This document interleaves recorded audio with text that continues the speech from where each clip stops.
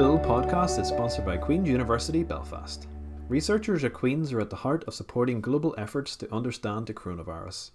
To discover more about their research, please visit qub.ac.uk. My guest on today's In Conversation Slugger podcast is Andrew Hill. Andy is an associate professor in philosophy at St. Philip's College in San Antonio, Texas. So Andy, thanks for being on the show. Oh, my pleasure. So the question we're all wondering over in Ireland is, what in the name of God is going on in America? So, I imagine it's a question you're probably wondering in Texas as well. It is, and it's something that I spend a lot of time thinking about because as a philosophy professor, I work with students where we talk about the nature of reality and of the nature of knowledge and how we know what we know. And these questions are fundamentally at play right now in our society. I must feel at times like you're living through a movie. I mean, it with does like COVID seem, first. it does seem very surreal. You're right about that. Are you worried? Because they always say these kind of disasters come in threes. Are you kind of waiting for Godzilla or, you know? I can tell you, it does undermine people's sense of stability and faith in future and what's going to happen next. It leaves you kind of shell-shocked in a little bit because you think to yourself, what can I really rely on when basic touchstones get thrown for a loop? Yeah, it is quite scary how quickly civilization can go down the tubes. Because I kind of remember reading somewhere, like even in the UK, there's only something like 3 days worth of food in the system because all the supermarkets and suppliers are set up with these kind of just-in-time systems. So any kind of disturbance to it, and the whole thing just kind of falls apart, which is kind of not very encouraging. Yeah, I remember Prince Charles, wasn't he recently telling people they needed to be prepared to go out and harvest vegetables? Yeah, which could be an issue in inner city London, you know. Right. But you're right. It turns out we do have extremely complex social systems that we rely on. And in the past, those institutions have been very durable and we can forget about them. But now we get nervous about them. That's a big difference. Yeah, because America is a strange paradox of people are very committed to institutions in terms of like the kind of the military and other structures, but at the same time equally suspicious of big government. You know, it's this kind of weird paradox between the kind of love of institutions and the kind of hatred of authority. Yeah, in fact, that was one of the interesting things that's come up recently is that the approval rating for Congress actually ticked up. Now, again, don't get me wrong, it's very, very low. But it ticked up in response to the fact that when people were digging into it, that it's because other institutions, ones that we had relied upon, were in question and people were looking for some sense of legitimacy and authority, somebody to tell them what's happening. And I guess any port in a storm, even Congress. Yeah, because I think things get weird. I mean, I suppose we were always suspicious that you got to go 3 years into a Trump presidency without any kind of major disasters, and it kind of seems all his disasters have kind of come at once on the guy. So, I mean, how do you think Trump is kind of handling this? I could tell you that it's a reflection of the country's take on it, that his approval ratings have dipped significantly. And when you look at who's criticizing him and the job he's doing, it is some significant Republicans. The fact that Colin Powell, the general and Secretary of State, has come out and harshly criticized him for his response to the pandemic and to the rallies and marches and riots, that's a powerful voice. In fact, the former president of the United States, Republican president George W. Bush, has now said that he's not going to endorse President Trump for re-election. he's not going to endorse Biden. Don't get me wrong, but he's not going to campaign. He's not going to vote for him. That's shocking. So, and again, an indication and an answer to your question, which is that there's lots of people that do not think he's doing a good job, including people who have had significant roles in the Republican Party over the last few decades. But do you think in some ways that maybe plays into kind of Trump's anti-establishment vibe, that he can turn around to supporters and say, these guys are the establishment, they don't like me and I'm fighting them and all that type of stuff? I think you're right that he's always kind of played at being the outsider. But, the whole drain the swamp of all these people because only I can fix it. It's not even playing well, though, with parts of his base. There's new data out this morning that says that he's actually even tied here in Texas when they do head-to-head with Biden. That is incredible. And so you're right that it plays into I'm different, I'm unique, I'm not part of the establishment. But you got to have a few followers to vote for you to get reelected. You just can't ostracize everybody, even people in the Republican Party, and get reelected. I mean, on the subject of Biden, in a country of 330 million people, I mean, is the best person they could select really a 78-year-old with suspected dementia? You're right that the problem is that I remember it seems like yesterday, we had 24 strong candidates who were all fighting for attention and spots on the stage at the debates. And I was really encouraged by the fact that the Democratic Party had pulled together a great field of candidates. And in part because they saw weakness. They thought, oh my gosh, this is the year to run because we've got an opponent we can beat. But then as we began to whittle away, and people dropped out, I think it surprised a lot of people that the system spit out Joe Biden at the end of the day. But it's a reflection of the fact that he has been around for decades. He is well known, and this makes a difference, especially now. He was Obama's guy. He was Obama's right-hand guy. He was the vice president for 8 years. And it made a big difference in the process when suddenly, because if you remember, Bernie was the guy that cleaned up in Iowa and marched into Vermont, and he was doing well. But then all of a sudden we got to the big states with large African-American populations. And suddenly when you got to big states, boy, I think name recognition alone made a big difference. So Biden is a safe pair of hands, essentially? He's the name you know. Exactly right. So, okay.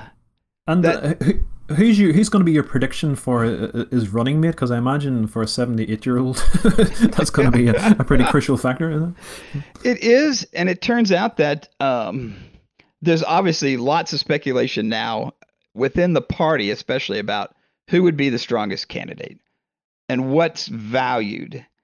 Now, he's already made a commitment that he would choose a female running mate. Obviously, given the marching in the streets, there's going to be pressure to have it be one of the many qualified African-American women who are available. I think that right now, the environment gives an edge to Kamala Harris and maybe even to Rice. That's an interesting pick as well. I can tell you that I don't know. I think the odds-on favorite right now has got to be Kamala Harris. She's got experience. She even appeals a little bit as a former attorney general to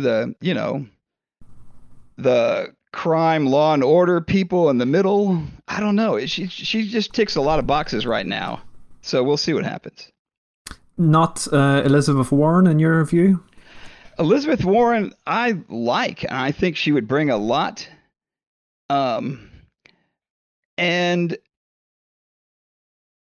there's two things about that.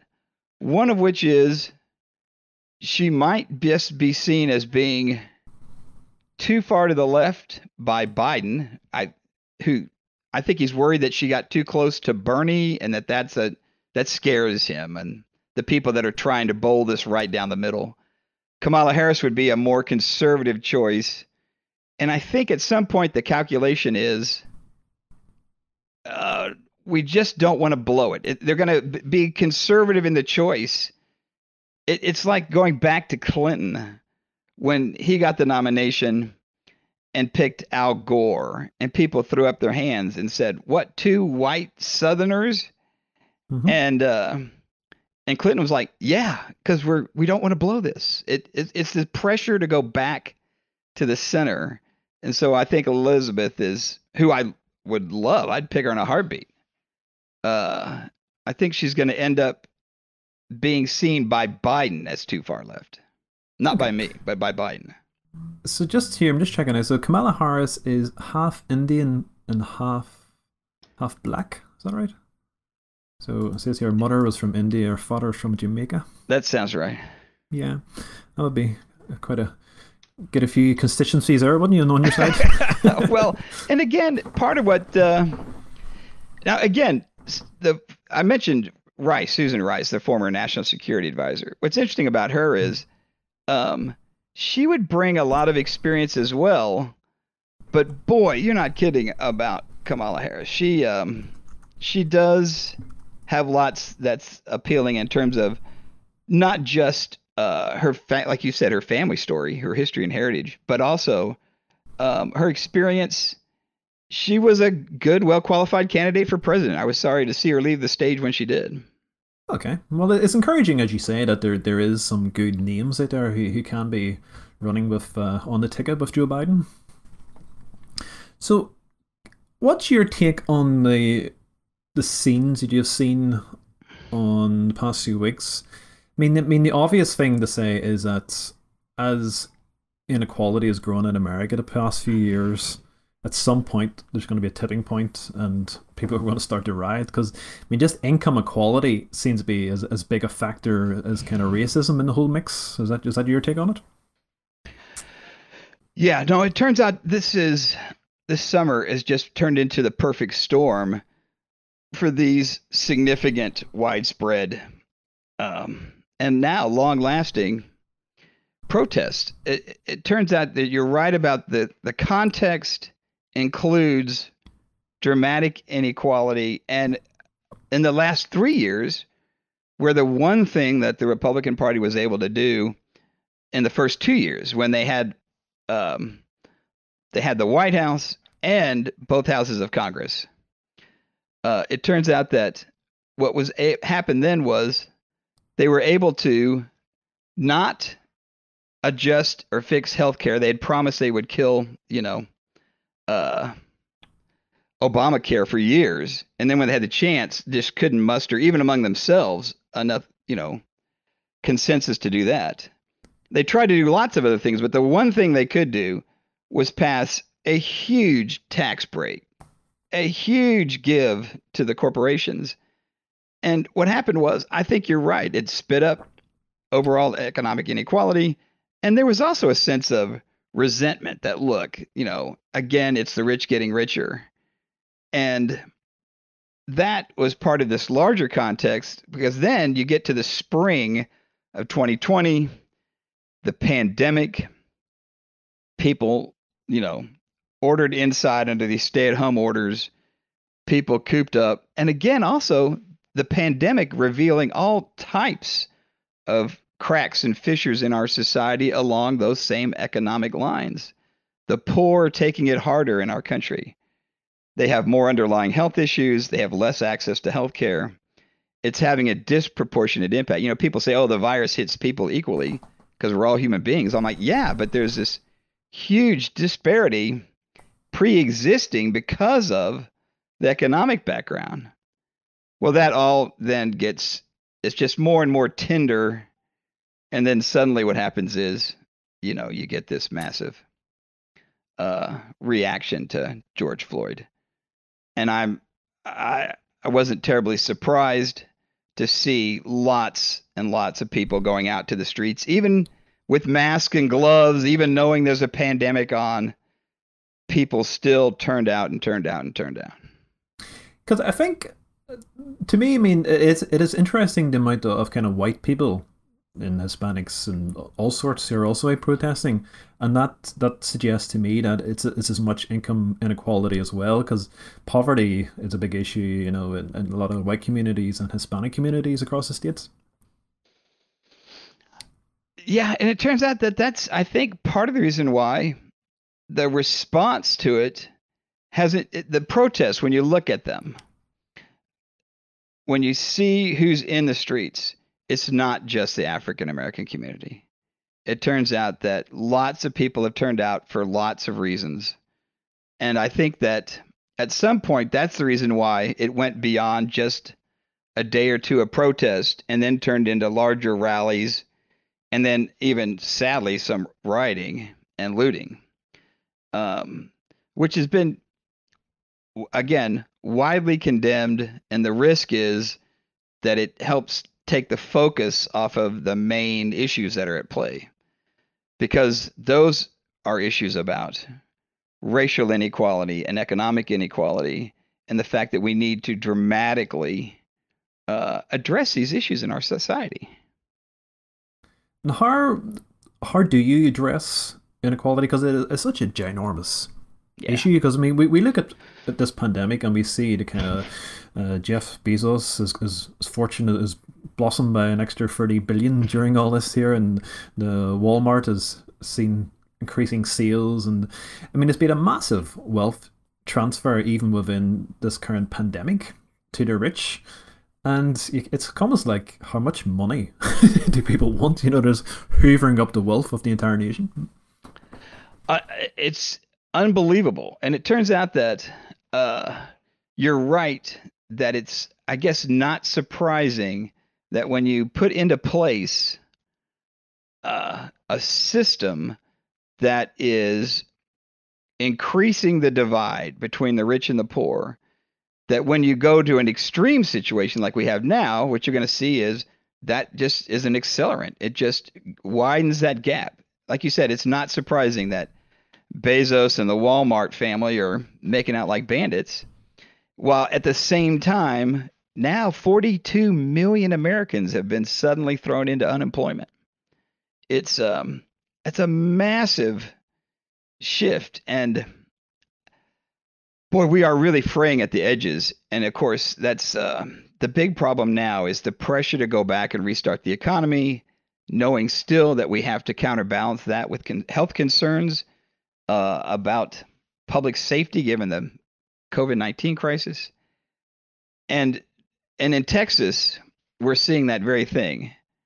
We're trying to sort out that battle. But what's happened is the governor, Greg Abbott, introduced a plan, and our numbers started to fall, and he had phase one reopening of the economy, and they started to climb. They leveled off, they started to dip again. We have phase two, and they start to climb again. I can tell you that right now, the numbers, we just crossed over 2 million cases here in the United States. And in San Antonio, here in Texas, again, the New York Times stats, which keep good track of this, our numbers statewide are going up. We set a record for new cases yesterday.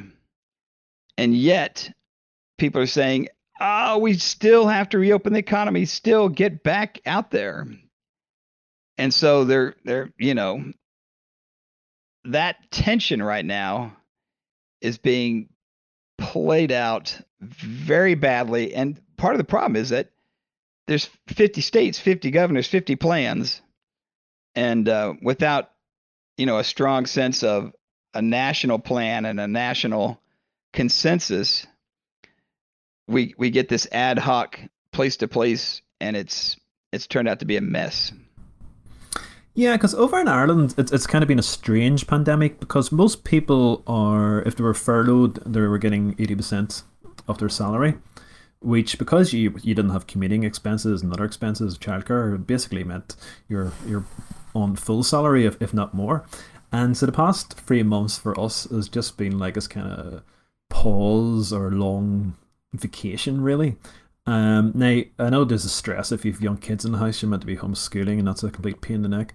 But generally, it's been okay. You know, the weather's been nice. But it shows you like the importance, I suppose, of big government and government intervention in these things. Because for the last pretty much the last 30, 40 years, we have this kind of let the market decide everything and liberalize as much as possible. And I've had my own company ever since I was 19, 20. So I'm appreciate that point of view. But over time, you just kind of realize, look, the state has a pretty important role to play in a lot of these things, and it's becoming, if anything, after this, it's almost like the revenge of the state, and we probably need more big government. And I know it's a particularly unfashionable thing to say in America, but do you think there will be more government intervention coming in soon? I do, and in fact, you're right that the last few months have forced us to really rethink the role of government in general. I think you mentioned earlier in the interview that for a while during the Trump administration, things were going along okay. The systems were working, and he was out playing golf, and that seemed to be all right. It when we were tested, when we had natural disasters like a hurricane in Puerto Rico, um, the system, the government, kicked in to address these things. And, if the president is just tweeting and not having too big an impact on significant policy changes, uh, then you're probably okay. But boy, this spring, when you get to this moment, when you get to the pandemic, when you get to the marches in the streets, and suddenly we're being tested, you get, like you said, you get reminded that there is a role, an important role for a federal government in our system as well as for the states. We have of course, a system which balances those things. But the other thing we're going to see, and again, I think this is maybe it's good to be having this conversation now, is that we're also going to be tested around climate change. The fact of the matter is that's going to demand a strong federal response. And like you said, that's a very unpopular thing to say in the United States. Lots of Americans were, kind of brought up on smaller government is the best government. And the fact of the matter is there are some issues, the nature of which are going to require a strong national, federally coordinated response. Climate change is one. I'm hoping that our response to that in the future is better because of what we're going through now. What's your assessment of Trump? Because he's just such a fascinating person. Now, I know there's the obvious, like, I mean, the initial responses could be, complete distaste, but I can imagine in 20 years' time, when my son turns around and says to me, Daddy, explain Donald Trump, and I will still be none the wiser because just everything about the guy just doesn't make any sense. I mean, we've had, is it over 20,000 verified lies? It just is this kind of weird force field of unreality. You can just say anything, do anything, nothing sticks. It's genius and kind of bizarre at the same time. I mean, as your view changed over the initial emotional reaction to the guy, have you got a grudging respect or? No, I can tell you this, which is I was recently watching the new Star Trek show Picard, and at some point someone is describing Picard, and they said, "Well, Picard, what's not ego is all raging id," and I just laughed because it's not a good description of Picard, but I thought, oh my God, that might be a good description of Trump. He he is he is perhaps the natural end result of where the Republican Party was going for years and years and years. It's a place that famously John McCain, when he was his party's candidate for president, he refused to go there, meaning there were lots of people that encouraged him to exploit kind of the dark underbelly of political populism. And they were saying it will infuriate people, it'll drive them to the polls, you'll get elected. And he's like, I'm not going to do that. Because to him, he had this kind of deep sense of moral character. He had a sense of a commitment to virtues and values. And it turns out the thing about Trump is because he doesn't have that. He's transparent. He's the most transparent person I've ever encountered. He just does whatever works because he didn't become president of the United States because he voted for himself 62 million times. What he did was he exploited the tens of millions of Americans who could be and were shaped and formed by this kind of anger and this kind of frustration, and he was just able to focus all of that. And at some point, you remember famously Hillary Clinton during the campaign is looking at this with shock and says, "Oh my God, a lot of these people are just deplorable. They're deplorables." And I think she shouldn't have. First of all, she shouldn't have said it because what she said was, those people are deplorables. And I think what she was trying to say was, oh, look, these are Americans. These are human beings. They're our fellow citizens. And right now, they're kind of acting deplorably. They're tapping into the worst of our human nature. And so what should our reaction to that be? And I think our reaction to that should be not to condemn them, but to help them say, look what's going on. Look what's happening. Let's try to identify that and step back from that. The problem with me saying that is it sounds like I'm being very condescending when I'm trying to say we need to find a way to have discourse, productive civic engagement with our fellow citizens across wide political ideology differences. And that's a challenge. Well, those differences are getting bigger all the time. And I don't think have you ever known a more polarizing time in American history during your lifetime? Well, not during my lifetime. Don't forget, we had a civil war, which, the single deadliest day in American history is Antietam because it was Americans killing Americans. That's 17,000 people in a single day. So, yeah, we've had deep political divides in the past, and we have settled them on the battlefield. It's shocking to me that 150 years later, we're still now arguing about Civil War memorials and statues in the Capitol building. Nancy Pelosi today is saying maybe we should take out the statues of people who were, charged with and convicted of treason. Why are they still in the Capitol building? That's a good question, actually. And how do you think social media, Facebook, Twitter, all these things, the rage machine, is this?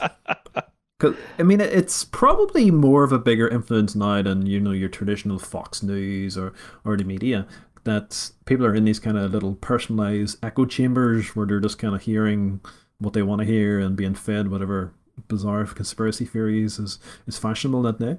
Mm-hmm. Yeah, and you're right that the rise of social media has been a game changer, if for no other reason that smart people have figured out how to abuse it and how to take advantage of it. We had a big investigation into the 2016 election and Russian interference. And what became clear is that they figured that out. They could ramp up the rage machine, like you said, and create this anger that ended up driving people to the polls.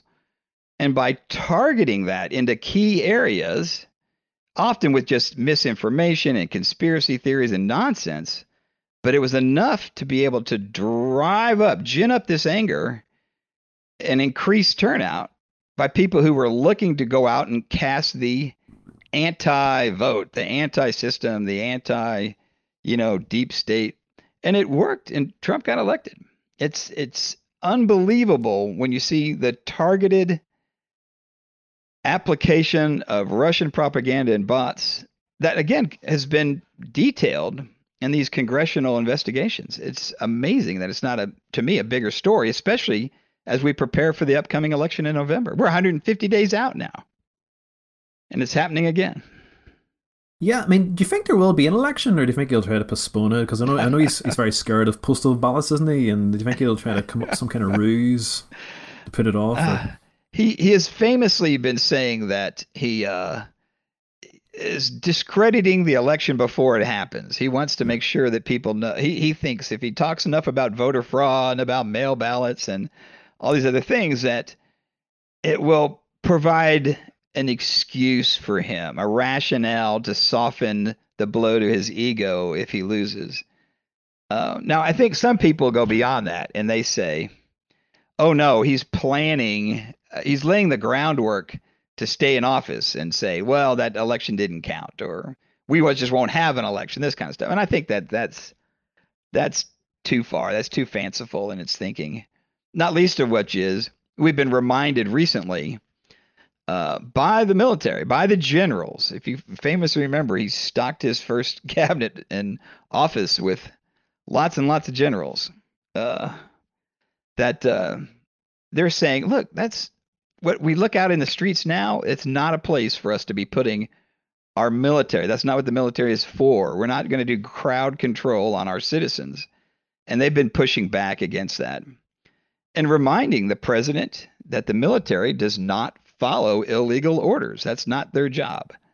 So I'm not worried about Trump being forced out in November. I think right now, if the election was held, he'd lose badly. If those numbers hold up, he'll lose badly in November. And I think he'll do what he has always done, which is he will complain about it on Twitter, and then he'll pack his bags and go to Florida. That's we can, but watch this space. Yeah. I've been wrong before. With your study of the classics, I mean, do you ever consider that you're kind of watching the fall of an empire here in kind of real time? I am concerned that that the reputation of the United States around the world is suffering greatly. This is just, people ask, who's enjoying seeing Donald Trump's bad reaction to first the pandemic and now to the protests? And the answer to that is no one's happier than China and Russia, because they see our diminishing role in the world and they think that helps them. There's just dozens of really good articles and essays and opinion pieces right now in Foreign Policy and other places that are just detailing the dramatic impact that this is having on the reputation of the United States around the world. And again, the thing I lose sleep over is this, which is, let's say that we moved back to a quote unquote more normal president, whether that's Biden and a Democrat, or even if it was a more centrist Republican candidate, a Romney or a McCain. The problem is, in the future, they're going to sit down with foreign leaders and they're going to say, look, I know we went through a really difficult, stressful time. I'm sorry about that. We voted him out. We're here again to say we believe in international treaties. We believe in trade agreements. We want to renew our commitment to international security agreements and to international trade. The problem is they're going to, I think, rightfully look at us and say, Well, sure, you're going to do that, but how do I know I don't get another Trump down the line? Hmm. And that's a tough argument to address. The how can I trust you again when you've just burned me? That's going to make rebuilding relationships with other countries very, very difficult. Now, given if we move back to your day job as a professor of philosophy, um, Okay. what can philosophy teach us about how to cope in these times of turbulence? Because I know Stoicism is very back in fashion these days, after what 3,000 years. Exactly. So, have you any? Do you give your students any kind of tips on how to kind of cope with such kind of change in society? Sure, there's two things that I would mention. One of which is um, part of my job is teaching students about ethics. And I tell them, look, one of the reasons we look at ethical case studies and we look at all these different moral theories is so that we can learn about these now, because eventually, soon, we're going to be facing difficult, very real ethical choices. We're going to have to, even in a crisis, decide what's right and what's wrong, what's good and what's bad, and act. And so I tell them, don't dismiss this as being some kind of, academic exercise that's not related to your real life. It is. The fact of the matter is, if you do this now, if you think your way through it, if you clarify your values, if you understand the choices, that'll make your future choices easier. And so they kind of get that, and they understand that in order to do that, you have to be able to do risk analysis. You have to understand what are my real choices, what's the sources of authority I can rely on to get good information. And as I said earlier, these things are being shaken in our country right now. And so that's kind of the in general what I'm trying to teach my students in class. I can tell you one very particular new thing that we're doing, which is at St. Philip's College, where I teach, is a historically black college. It's also now a Hispanic serving institution. And we're working with some partners to develop um, civil disagreement fellows, meaning that we're going to identify a small cohort of students who are going to go through training about how to talk to people across these deep political ideological divides. We're going to say to them, look, now is an important time for us to figure out how to have meaningful, productive exchanges. And we're going to train you. And then hopefully, what we're going to do is have you sponsor these conversations. And so there'll be student led programs by students who've been trained and how to sit down and work through very difficult conversations.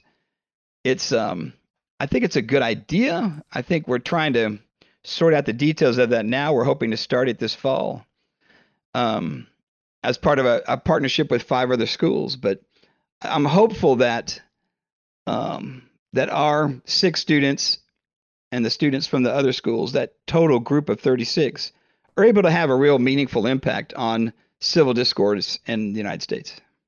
I imagine we could use some of that back in Northern Ireland. So Well, we you're right about that. well, that could be a second podcast a few months down the line when it gets kicked off. So Andy, I think we're running out of time. Sure. Just before we finish, is there any kind of 2 or 3 books or TV shows, podcasts that you kind of recommend to people? Uh, it turns out I'll do 2 things. One of which is I do say to my students that they have to have a balance of the information and sources that they bring in. So I'll tell them there's not a single book or news source that I recommend. You've got to get a balance, and that's difficult and time consuming, especially in the middle of their busy lives. The joke is that they've got, uh, in addition to their studies, 2 jobs and 3 kids, and they're trying to sort all this out. But there's a couple of things that I would recommend. Keeping Faith with Human Rights by Linda Hogan is a great book about human rights and about the challenges to them. That's terribly important right now, because um, we have to understand what's at risk in the streets. We had famously, when President Trump wanted to go across the street to take his Bible to the church and say that, look, I'm restoring law and order. That was the state tear gassing and physically pushing back protesters, not looters, not rioters, people who were peacefully, non-violently protesting in the streets. They have a right to do that. They were doing it under the permits allowed by the city. That's a huge thing, and people have kind of brushed it off and moved on to the next thing. And if you have a better understanding of your legal rights and how they're based in our fundamental human rights, that will help people appreciate what's at stake now. So I do recommend Linda Hogan's book. And again, for larger context, I'd recommend anything by Gladys Connell, great Northern Irish writer. And so I could tell you that her thinking on religious background has also been very important, especially for my analysis of that situation of the march across the street with the Bible in hand to the church. You've got to understand the role of religion in society, and for us, the separation of church and state and what that looks like. So those are two writers I would recommend, Gladys Connell and Linda Hogan. Thanks very much. Right, Andy, I think we'll wrap it up there. Now, if you've enjoyed today's podcast, you can subscribe to future podcasts. So just say, Andy, thanks very much for your time. I appreciate that. My pleasure. Okay, and we'll have links to your Twitter profile and stuff like that on the podcast. Thanks very much. The Slugger O'Toole podcast is sponsored by Queen's University Belfast.